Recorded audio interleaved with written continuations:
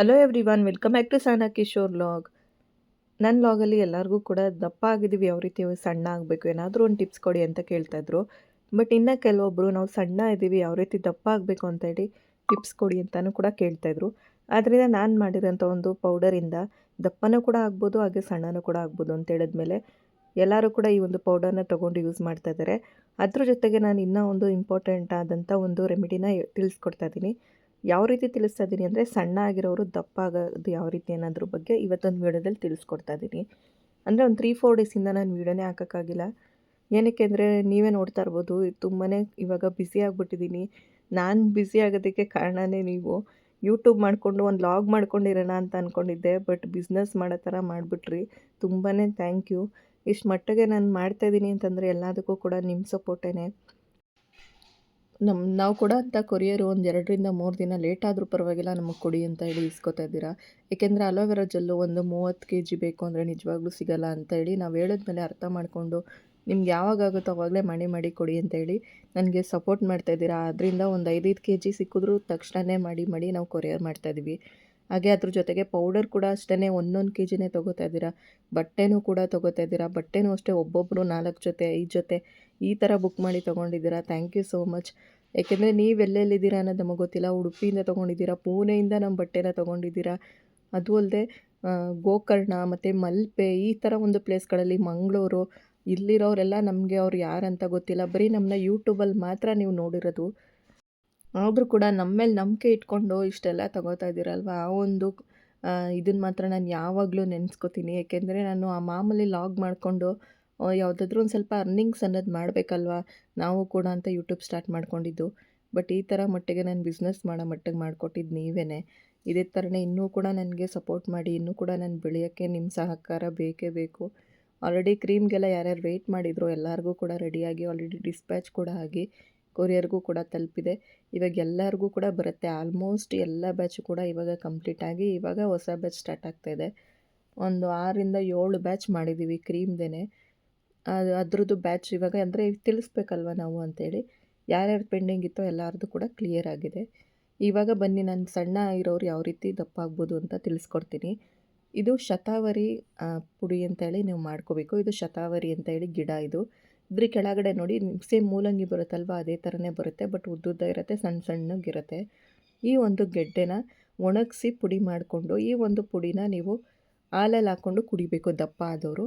ಈ ಒಂದು ಪುಡಿ ನಿಮ್ಗೆ ಎಲ್ಲಿ ಸಿಗುತ್ತೆ ಅಂತ ಹೇಳಿದ್ರೆ, ಇದು ನಿಮಗೆ ಆಯುರ್ವೇದ ಮೆಡಿಕಲ್ ಸ್ಟೋರ್ಗಳು ಬರುತ್ತೆ ನೋಡಿ. ಅಂದರೆ ಆಯುರ್ವೇದಿಕ್ ಐಟಮ್ಗಳನ್ನ ಮಾರೋ ಅಂಥ ಒಂದು ಮೆಡಿಕಲ್ ಸ್ಟೋರ್ಗಳು ಬರುತ್ತೆ.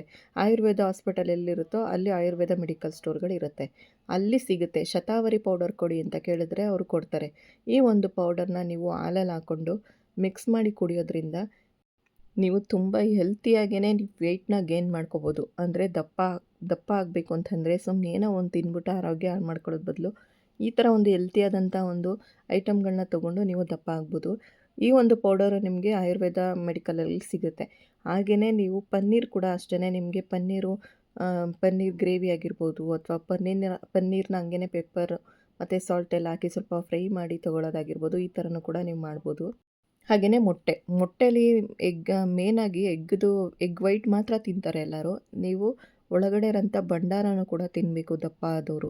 ಅದು ಕೂಡ ನಿಮಗೆ ತುಂಬ ಚೆನ್ನಾಗಿ ದಪ್ಪ ಆಗೋಕ್ಕೆ ಹೆಲ್ಪ್ ಮಾಡುತ್ತೆ.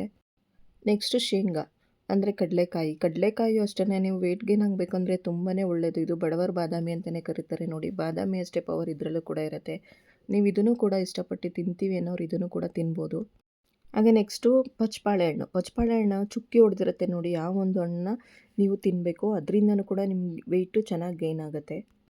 ಹಾಗೆ ನೆಕ್ಸ್ಟು ಖರ್ಜೂರನ ನೀವು ಒಂದು ದಿನಕ್ಕೆ 5 ಆದರೂ ತಿನ್ನಬೇಕು ದಪ್ಪ ಆಗೋರು. ಇದರಿಂದನೂ ಕೂಡ ನಿಮ್ಮ ವೆಯ್ಟ್ ಗೇನ್ ಆಗುತ್ತೆ.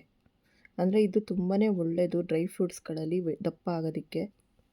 ಇಷ್ಟೆಲ್ಲ ಪದಾರ್ಥಗಳನ್ನ ನೀವು ತಿನ್ಬೋದು. ಹಾಗೆಯೇ ಈ ಒಂದು ಶತಾವರಿ ಪೌಡರ್ ಅಂತೂ ತುಂಬಾ ಚೆನ್ನಾಗಿ ವರ್ಕ್ ಮಾಡುತ್ತೆ ನಿಮಗೆ, ನೀವು ದಪ್ಪ ಆಗಬೇಕು ಅಂತಂದರೆ. ಅದ್ರ ಜೊತೆಗೆ ನಮ್ಮದು ಮಾಲ್ಟ್ ಪೌಡರ್ ಕೂಡ ನಾವು ಮಾಡ್ತಾಯಿದ್ದೀವಿ ಅಲ್ವಾ, ವೆಯ್ಟ್ ಲಾಸ್ ಪೌಡರ್ ಅಂತಲೂ ಕೂಡ ಹೇಳ್ಬೋದು, ವೆಯ್ಟ್ ಗೇನ್ ಪೌಡರ್ ಅಂತಲೂ ಕೂಡ ಹೇಳ್ಬೋದು.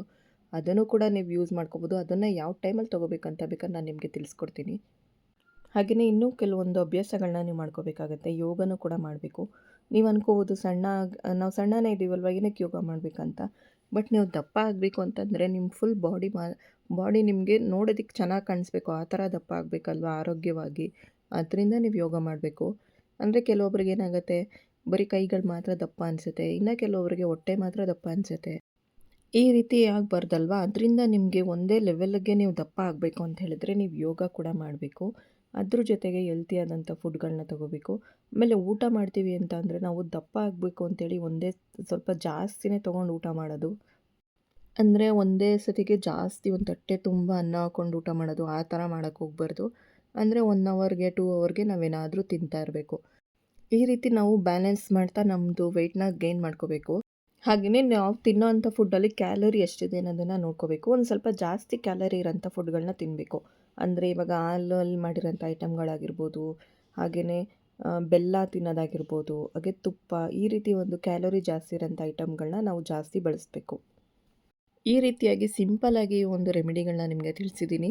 ಈ ಒಂದು ಶತಾವರಿ ಪೌಡರ್ ನಿಮಗೆ ಆಯುರ್ವೇದಿಕ್ ಮೆಡಿಕಲ್ ಸ್ಟೋರಲ್ಲಿ ಸಿಗುತ್ತೆ. ಅದನ್ನು ಕೂಡ ನೀವು ಟ್ರೈ ಮಾಡಿ. ಶತಾವರಿ ಪೌಡರಿಂದ ತುಂಬಾ ಬೆನಿಫಿಟ್ ಇದೆ. ನಮಗೆ ಹೆಲ್ತಿಗಂತೂ ತುಂಬಾ ಒಳ್ಳೆಯದು ಅಂತೇಳಿ ತಿಳಿಸ್ಕೊಟ್ಟು ಈ ಒಂದು ಲಾಗ್ನ ಎಂಡ್ ಮಾಡ್ತಾಯಿದ್ದೀನಿ. ಇನ್ನೂ ಕೂಡ ನಿಮಗೆ ಇನ್ಫಾರ್ಮೇಷನ್ ಬೇಕು ಅಥವಾ ಯಾವುದಾದ್ರೂ ಒಂದು ಚಾರ್ಟ್ ರೂಪದಲ್ಲಿ ತಿಳಿಸ್ಕೊಡಿ ಅಂತ ಹೇಳಿದ್ರು ಕೂಡ ನಾನು ತಿಳಿಸ್ಕೊಡ್ತೀನಿ ಅಂಥೇಳಿ ಒಂದು ಲಾಗ್ನ ಎಂಡ್ ಮಾಡ್ತಾಯಿದ್ದೀನಿ. ಈ ಒಂದು ಲಾಗ್ ನಿಮಗೆ ಇಷ್ಟ ಆಯಿತು ಅಂದರೆ ಒಂದು ಲೈಕ್ ಕೊಟ್ಟು ಸಪೋರ್ಟ್ ಮಾಡಿ. ಹಾಗೆ ಸಬ್ಸ್ಕ್ರೈಬ್ ಮಾಡಿಲ್ಲ ಅನ್ನೋರು ಕೂಡ ಮಾಡಿ ಅಂಥೇಳಿ ಎಂಡ್ ಮಾಡ್ತಾಯಿದ್ದೀನಿ. Thank you.